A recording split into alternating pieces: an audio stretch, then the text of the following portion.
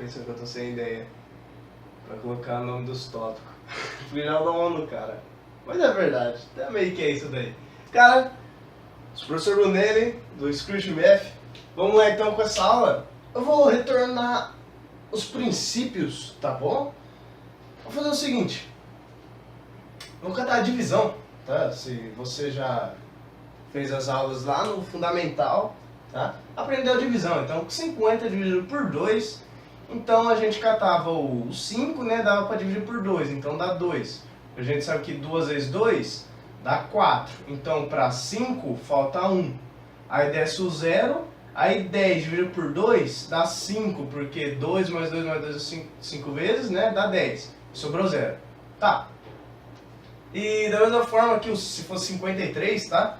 Então, 2 vezes 2, sobra 1, aí abaixo 3, dá 6, dá 12, sobra 1. Tá? Onde eu quero chegar com isso? O que acontece? Se a gente continuasse essa divisão aqui, o que a gente faria é o seguinte.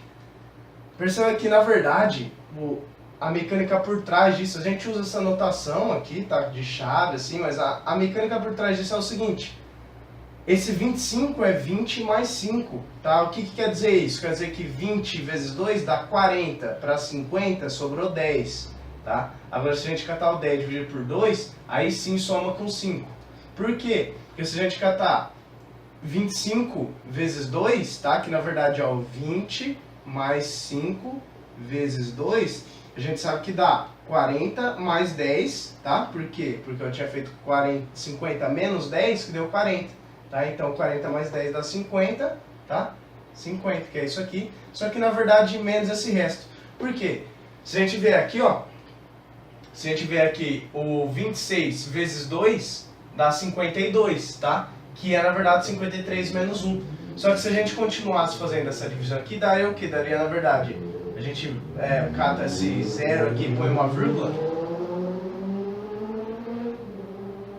Tá esperando o carro passar. Cata esse 0, põe uma vírgula, e aí o 10 dividido por 2 dá 5, tá? O que acontece?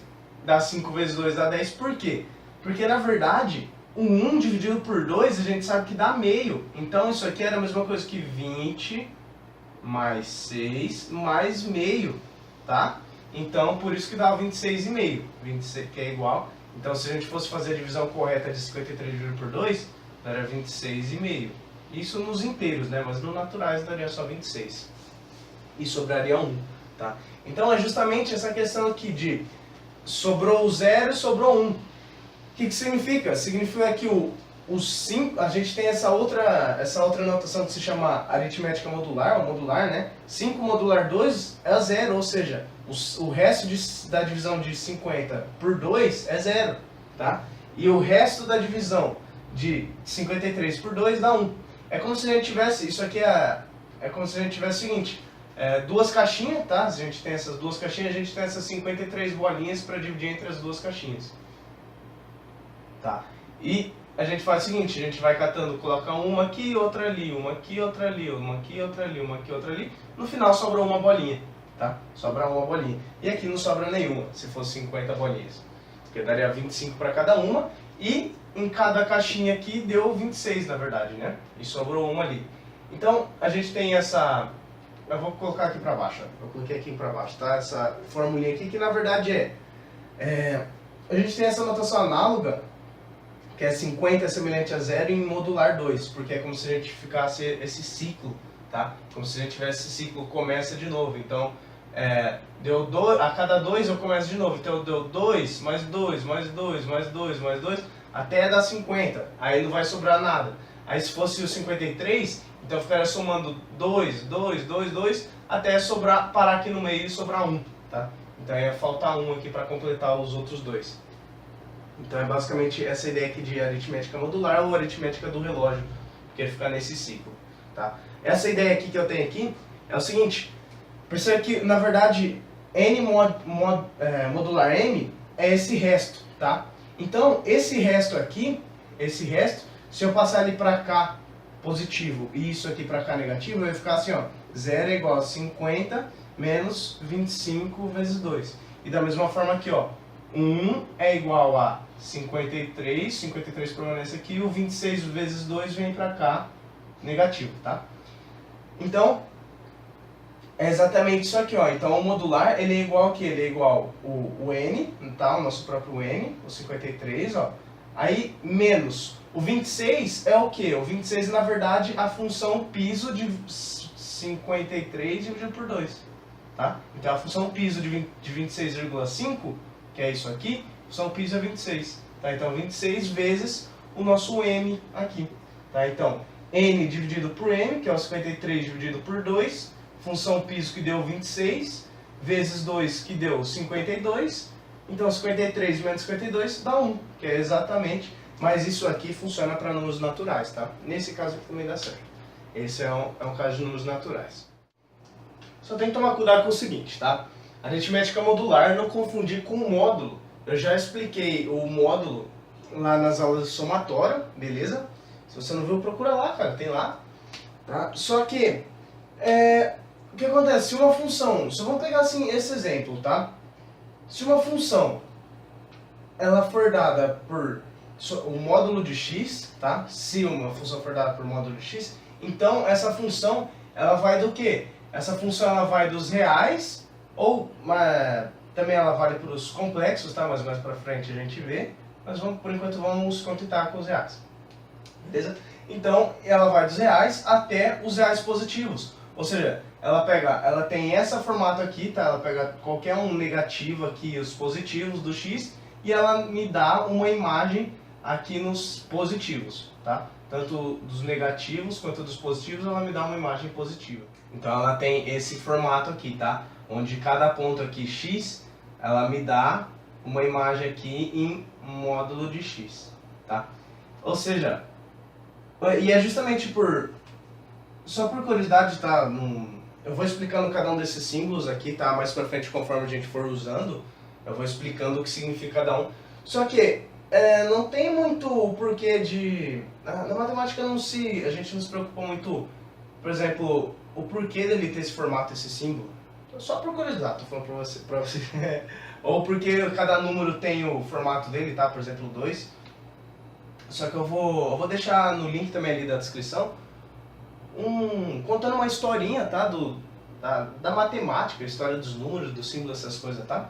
Então, só por curiosidade aqui, ó, justamente por ter esse cruzamento assim, ó, por exemplo, de ter esse cruzamento aqui onde se localiza esse ponto, que é muitas vezes o ponto que a gente quer achar, que também aconteceu de, coincidentemente, acabarmos usando o x, tá? Usando x em equações, por exemplo, quando a gente quer achar os x, tá? X é igual, x mais 2 é igual a 3. Então, a gente quer saber o valor do x, aí a gente passa o 2 para lá e descobre que x é igual a 1. A gente quer saber o valor do x, então a gente tem que saber aquele ponto ali que é o x, tá? Então, por isso que ele teria esse formato aqui, supostamente, tá? Que localiza esse ponto ali. Só por curiosidade para vocês, beleza?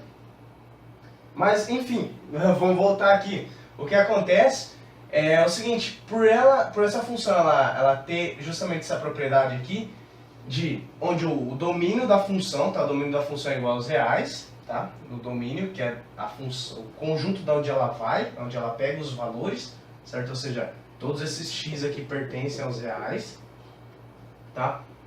E o contradomínio dela, que é onde ela pode cair, tá? Que é também os reais. Ela pode cair. Os reais positivos aqui no caso, tá? Essa notação significa os reais positivos. Só que acontece de que ela especificamente, eu poderia falar que ela pode cair nos reais? Posso falar que ela pode cair nos reais, mas eu já especifiquei aqui os reais positivos, tá? Por quê? Eu já deixei especificado que a imagem é igual o contradomínio, tá? A imagem dessa função, porque no caso ela é os reais positivos, incluindo o zero, tá? Ele está incluso. Se fosse os reais negativos, a gente representa assim, tá? Ou quando é os reais diferente de zero, a gente representa assim, ó, tá? Com esse asterisco. Mas acontece o seguinte, eu já deixei que é o positivo aqui, para justamente deixar esse caso aqui, tá? Onde a contradomínio é igual à imagem. Mas se eu não tivesse colocado positivo, eu não poderia falar isso aqui, porque a imagem é onde ela definitivamente cai, ou seja, é nos reais positivos. Agora, se eu tivesse deixado só assim, ó, Eu não poderia falar que o contradomínio é igual à imagem, porque esse aqui é o contradomínio, que é os reais, e a imagem, na verdade, é os reais positivos, tá? Que é onde ela definitivamente cai, porque ela não cai nos negativos, porque o módulo sempre vai dar um número positivo, tá? O que acontece é o seguinte, ela é dada sobrejetora, ela é falada que ela é sobrejetora por quê? Para todo x pertencente ao contradomínio da função, tá? Que no caso aqui o contradomínio eu coloquei contradomínio positivo, os reais positivos. Então todos esses x aqui dos reais nessa reta real aqui, tá?